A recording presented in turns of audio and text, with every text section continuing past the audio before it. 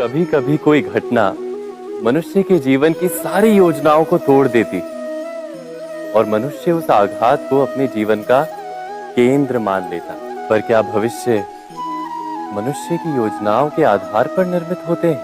नहीं।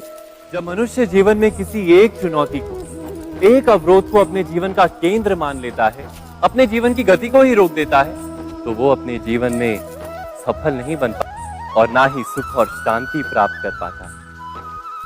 अर्थात जीवन को अपने योग्य बनाने के बदले स्वयं अपने को जीवन के योग्य बनाना ही सफलता और सुख का एकमात्र मार्ग नहीं।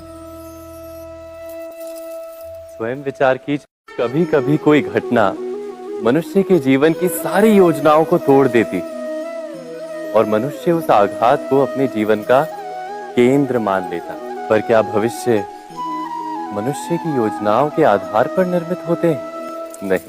जब मनुष्य जीवन में किसी एक चुनौती को, एक अवरोध को अपने जीवन का केंद्र मान लेता है, अपने जीवन की गति को ही रोक देता है, तो वो अपने जीवन में सफल नहीं बन पाता और ना ही सुख और शांति प्राप्त कर पाता।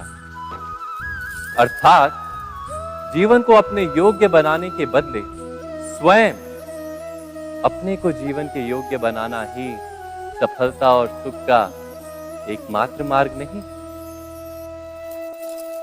स्वयं विचार कीजिए।